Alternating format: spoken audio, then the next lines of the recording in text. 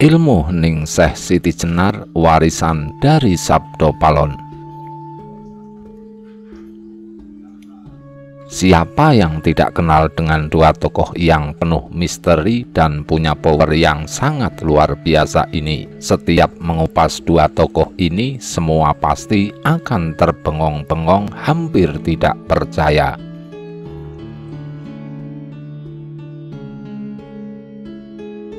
Sabdo Palon di framing sebagai demitnya tanah Jawa dan Syekh Siti Jenar penyebar ajaran sesat. Narasi yang sangat tendensius, rasanya sangat klop untuk dua tokoh ini.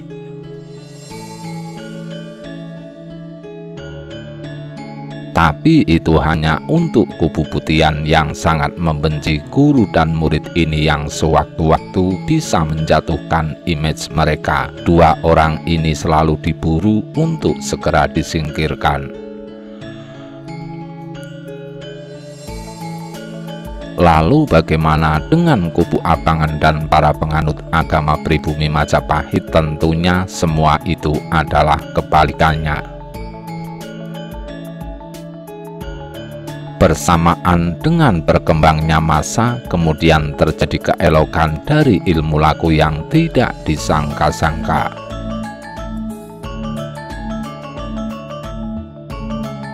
Syekh Siti Jenar yang telah diajari semedi oleh Sabdo Palon seperti yang pernah diceritakan, mampu untuk mempelajarinya dan menyerap semuanya.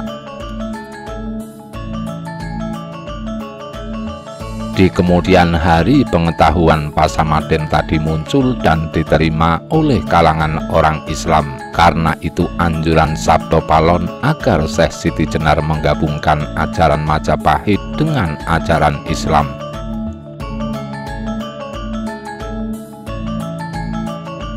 Ajaran Islam yang bernuansa Jawa dan ajaran Jawa bernuansa Islam.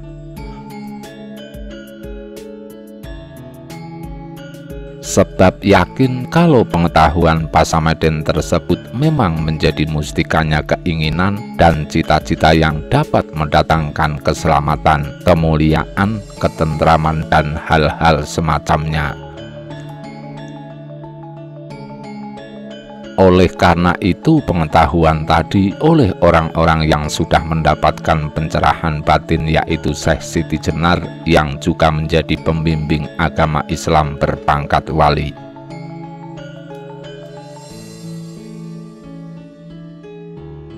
Kemudian tercantum di dalam karya seratnya yang kemudian disebut dengan Daim, yang berasal dari kata Daiwan yang disebut di atas.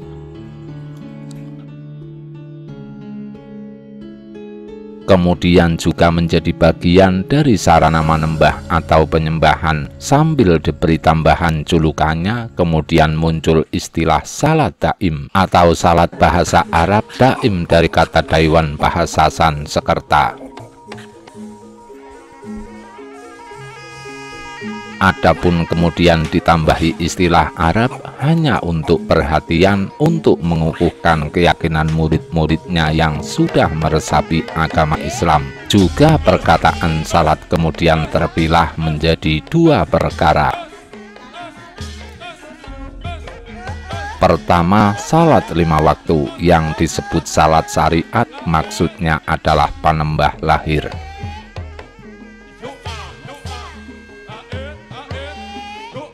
Kedua, salat daim itulah adalah panembah batin, maksudnya adalah menekatkan atau mengitikadkan manunggalnya pribadi, atau disebut pula loroning atunggal, atau dua yang menyatu, kawula Gusti ingsun Gusti. Kitab karangan Syekh Siti Jenar tersebut kemudian digunakan sebagai pokok pengajaran.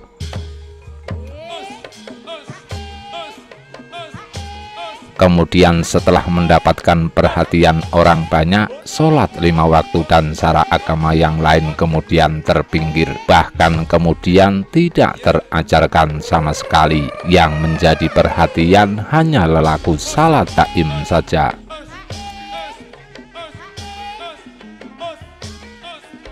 Maka orang Jawa yang semula memeluk Islam, apalagi yang belum, hampir semuanya berguru kepada Syekh Siti Jenar karena pengajarannya lebih mudah, jelas, dan nyata.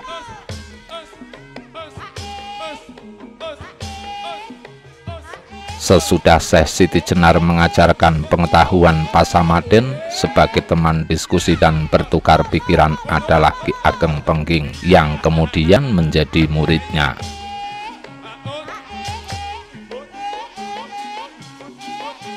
Dikarenakan Syekh Siti Jenar adalah mitra dalam kebaikan dari Ki Ageng Pengging yang kemudian menjadi muridnya.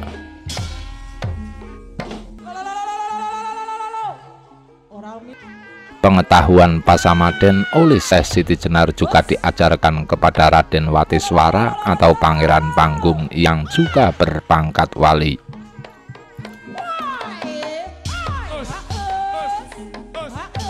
Kemudian juga diajarkan kepada Sunan Geseng atau Ki Cakrajaya yang semula bekerja menderes kelapa atau menjadi murid Sunan Kalijogo, termasuk anggota Wali Sanga yang ikut menyaksikan dihukum matinya Syekh Siti Jenar lalu berguru kepada Sunan Panggung.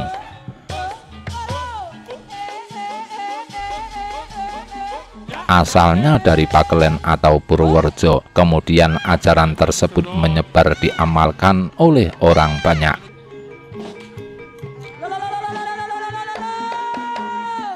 Demikian juga sahabat-sahabat Syekh Siti Jenar yang sudah terbuka rasanya oleh Syekh Siti Jenar, kemudian mendirikan perguruan-perguruan pengetahuan Pasamaden.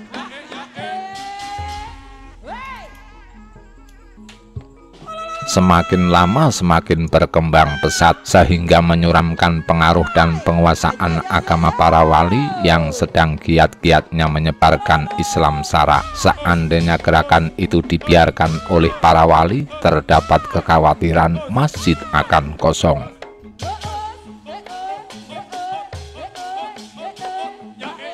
Pembantaian terhadap penganut ajaran Syekh Siti Jenar.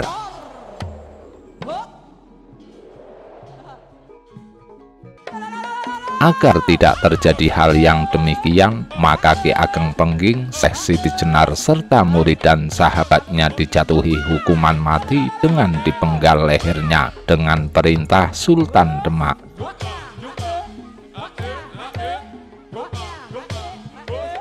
Demikian juga Pangeran Panggung tidak ketinggalan, dipidana dimasukkan ke dalam bara api hidup-hidup di alun-alun Demak sebagai peringatan agar masyarakat merasa takut, dan kalau sudah takut mereka mau membuang ajaran Syekh Siti Jenar.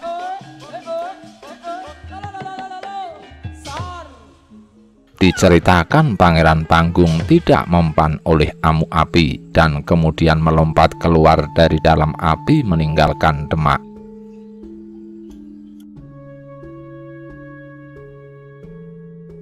Raden Patah dan segenap para wali terpengong-pengong dan terkagum-kagum serta terpengaruh kewibawaan dan kesaktian Sunan Panggung, hanya kami tengangen atau terdiam seperti tugu.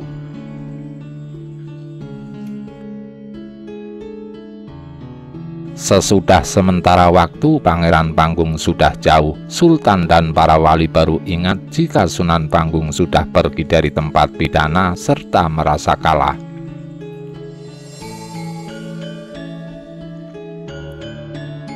Disertai dengan banyak prajurit, Sunan Geseng atau Ki Cakrajaya pergi menyusul Sunan Panggung. Sultan Demak tidak mampu menahan marah dan melampiaskan kemarahannya. Sahabat serta murid-murid Syekh Siti Jenar yang bisa ditangkap dibantai.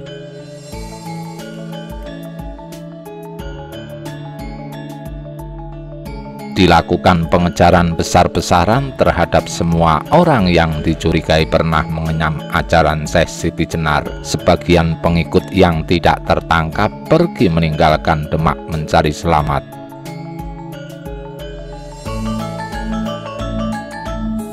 Para sahabat dan murid yang masih hidup masih tetap melestarikan ajaran dan perguruan Syekh Siti Jenar tentang pengetahuan Pasamaden, tetapi kemudian dibalut dengan pengajaran syariat Islam agar tidak diganggu-gugat oleh para wali yang menjadi alat negara.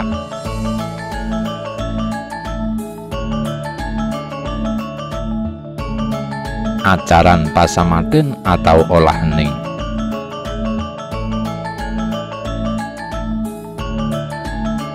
Adapun sebagian ajarannya adalah sebagai berikut. Pengajaran pengetahuan Pasamaden yang kemudian disebut salat daim dirangkapkan dengan pengajaran salat 5 waktu serta rukun-rukun Islam yang lain-lainnya.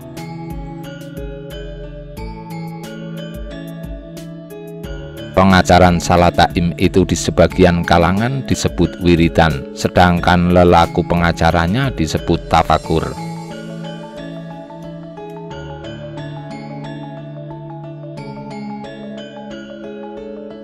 Sebagian ada yang dalam pengajarannya sebelum murid menerima pengajaran sholat daim, terlebih dahulu dilatih dengan dzikir dan wirid membaca ayat-ayat suci.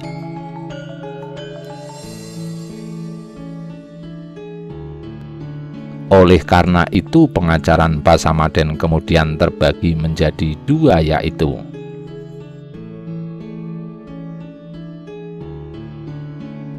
satu, pengajaran Pasamaden atau wewiridan dari para sahabat Syekh Siti Jenar yang disertai dengan pengajaran syarak atau rukun agama Islam.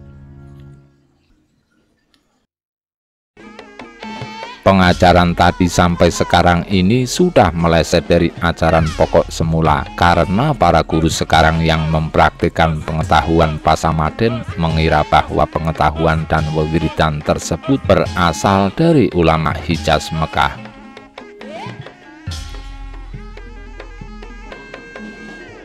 Kemudian para kiai dan guru tadi melaksanakan pengetahuan Pasamaden menurut ajaran Jawa yang berasal dari pengajaran Syekh Siti Jenar.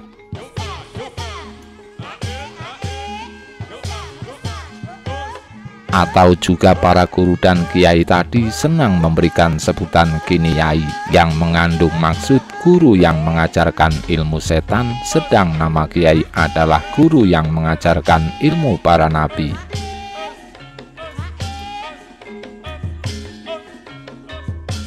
Dua, pengajaran Pasamaden menurut Jawa, buah dari Ki Ageng Pengging yang tadinya dipancarkan dari pengetahuan Syekh Siti Jenar, yaitu yang semula menjadi pembuka pengajaran, terletak pada pengelolaan perwatakan 5 hal, yaitu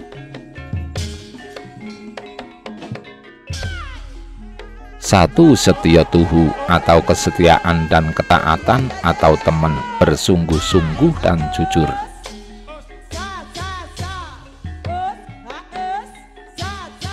2.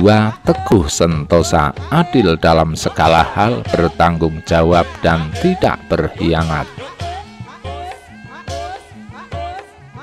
3. Benar dalam segala perilaku dan perbuatan, sabar dan berbelas kasih kepada sesama, tidak menonjolkan atau membangga-banggakan diri, jauh dari watak aniaya.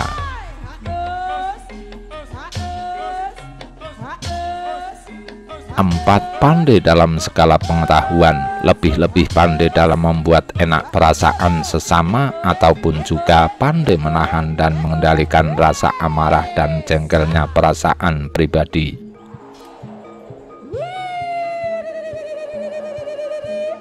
Tidak memiliki prinsip melik gendong lali, atau kalau sudah punya dan sudah enak lupa akan asalnya hanya karena pengaruh harta benda yang gemerlapan.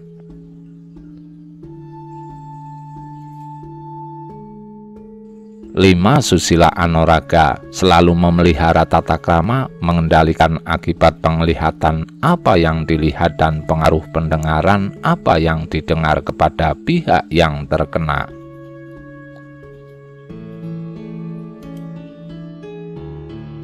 Lelaku 5 hal tadi harus dilaksanakan beserta iringan puja brata dengan melaksanakan laku semedi, yaitu amesu cipto, mengheningkan teropong penglihatan atau mubasirah.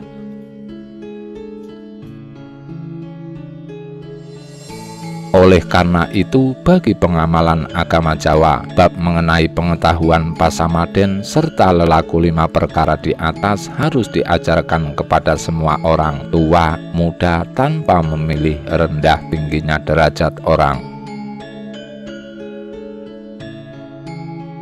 Karena itu, dengan sebab mustikanya pengetahuan atau luhur-luhurnya kemanusiaan ini, apalagi tetap semedinya mampu menjalankan 5 hal yang sudah disebutkan di atas. Oleh karena itu, kita tinggal di suasana ketentraman, sedangkan keadaan tentram menyebabkan makmur, sejahtera, dan kemerdekaan kita bersama.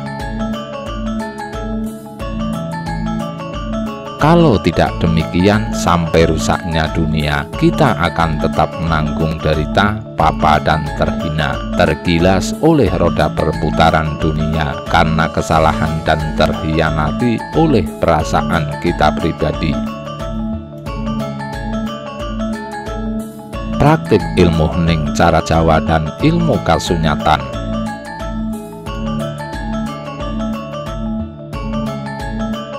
Bab pengetahuan Pasamaden yang kemudian disebut wewiridan dari Syekh Siti Jenar sudah dijelaskan di atas, hanya saja aplikasinya tidak dijelaskan secara rinci.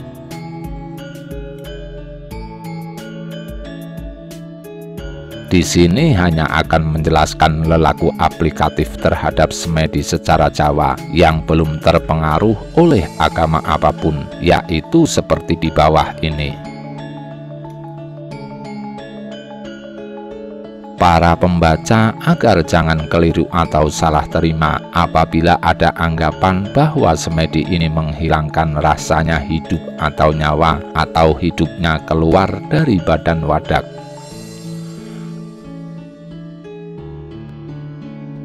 Penerimaan seperti itu pada mulanya berasal dari cerita perjalanan Sri Kresna di Dwarawati atau Sang Arjuna ketika Angrogosukmo. Agar diperhatikan bahwa cerita seperti itu tetap hanya sebagai persemuan atau perlambang atau simbol, bukan hal atau cerita yang sebenarnya. Adapun uraian mengenai lelaku semedi sebagai berikut. Istilah semedi sama dengan sarasa, yaitu rasa tunggal, maligini rasa atau berbaur berjalannya rasa, rasa jati, rasa ketika belum mengerti. Adapun matangnya perilaku atau pengolahan makarti rasa disebabkan dari pengelolaan atau pengajaran, ataupun pengalaman-pengalaman yang terterima atau tersandang pada kehidupan keseharian.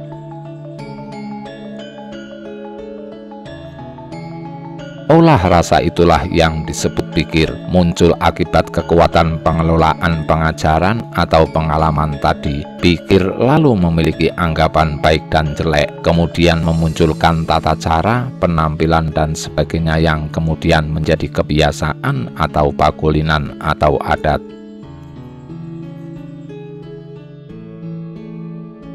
Apapun anggapan baik buruk yang sudah menjadi tata cara disebabkan telah menjadi kebiasaan itu. Kalau buruk ya betul-betul buruk, dan kalau baik ya memang baik sesungguhnya.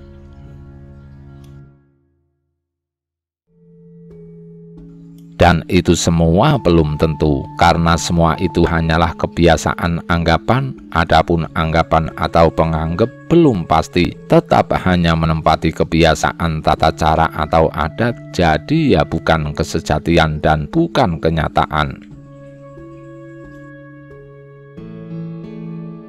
Apa yang dimaksudkan semedi di sini tidak ada lain kecuali hanya untuk mengetahui kesejatian dan kasunyatan.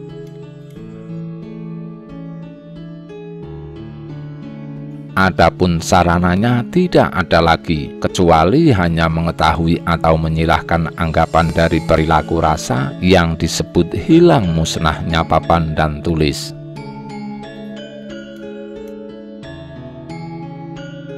Ya di situ itu tempat beradanya rasa jati yang nyata, yang pasti, yang melihat tanpa ditunjukkan atau weruh tanpa tuduh.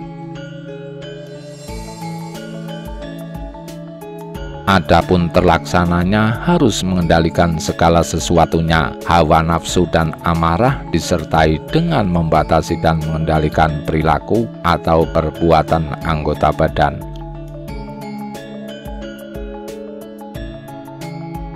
Pengendalian anggota tadi yang lebih tepat adalah dengan tidur terlentang, disertai dengan sidakep atau tangan dilipat di dada seperti takbiratul ihram atau seperti orang meninggal, atau tangan lurus ke bawah.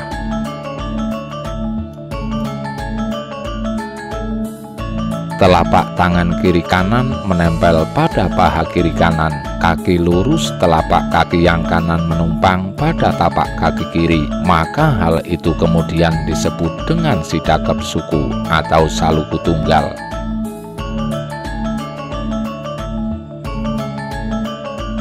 Ataupun juga dengan mengendalikan gerakan mata, yaitu yang disebut meleng. Lelaku seperti ini dilakukan bagi yang kuasa mengendalikan gerak bisik cipta atau gagasan ide olah pikir serta mengikuti arus aliran rasa.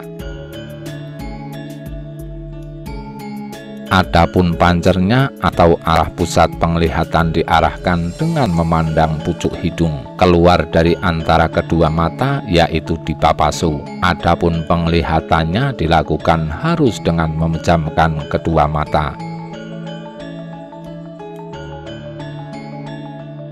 Selanjutnya adalah menata keluar masuknya nafas seperti berikut. Nafas ditarik dari arah pusar, digiring naik melebihi pucuk tenggorokan hingga sampai di suhunan atau ubun-ubun, kemudian ditahan beberapa saat.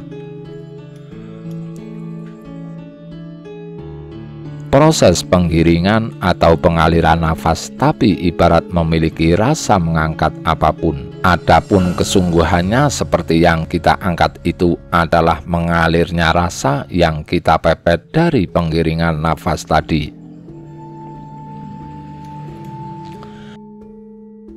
Kalau sudah terasa berat penyanggaan atau penahanan nafas, kemudian diturunkan secara pelan-pelan. Lelaku seperti itu yang disebut sastra ceta.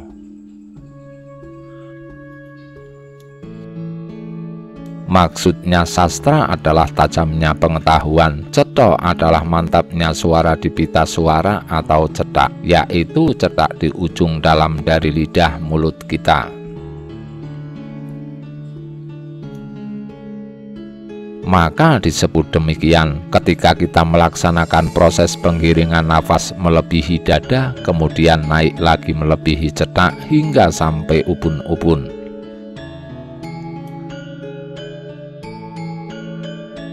Kalau nafas kita tidak dikendalikan, jadi kalau hanya menurutkan jalannya nafas sendiri, tentu tidak bisa sampai di ubun-ubun, sebab kalau sudah sampai tenggorokan langsung turun lagi.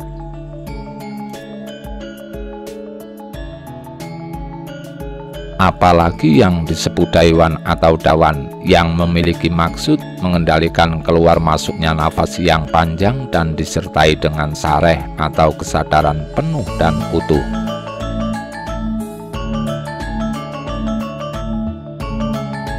Serta mengucapkan mantra yang diucapkan dalam batin, yaitu ucapan hu disertai dengan masuknya nafas, yaitu penarikan nafas dari pusar naik sampai ubun-ubun.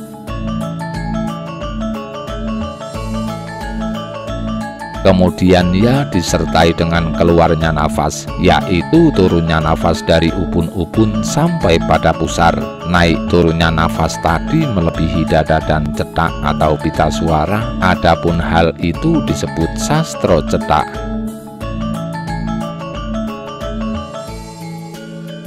Karena ketika mengucapkan dua mantra sastra, huya keluarnya suara hanya di batin saja, juga kelihatan dari kekuatan cetak atau tenggorokan.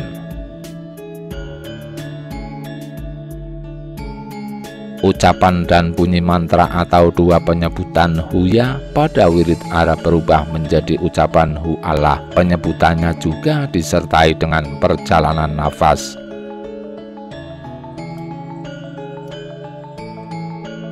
Adapun wiridan Arab penyebutannya tadi berbunyi La ilaha illa Allah, tetapi tanpa pengendalian perjalanan nafas.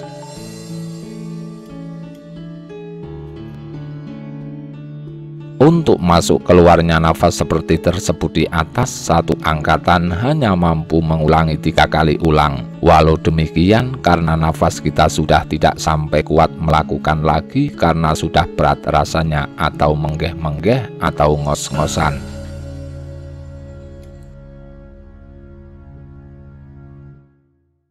Adapun kalau sudah sareh atau sadar normal, ya bisa dilaksanakan lagi. Demikian seterusnya sampai merambah semampunya, karena semakin kuat tahan lama semakin lebih baik. Adapun setiap satu angkatan lelaku tadi disebut Tripandurat, maksudnya tri atau 3, pandu artinya suci, rat artinya jagat atau badan atau tempat. Maksudnya adalah 3 kali nafas kita dapat menghampiri jagat besar yang maha suci bertempat di dalam suhunan atau yang dimintai.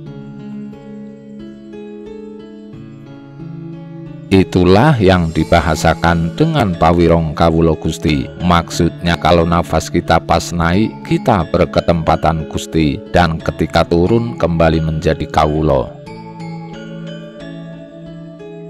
Tentang masalah ini, para pembaca hendaklah jangan salah terima. Adapun maksud disebutnya kawula Gusti itu bukanlah nafas kita, akan tetapi daya atau kekuatan cipta kita.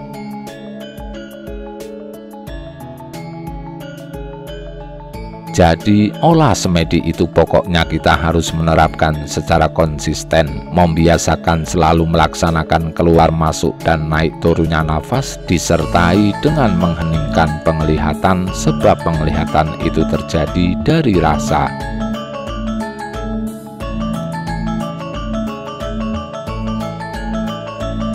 Sebab setiap manusia selalu mempunyai kapasitas yang berbeda-beda antara satu sama lainnya. Seperti yang kita bahas di atas, mungkin akan terkesan sangat kaku oleh yang tingkatannya di atas kita.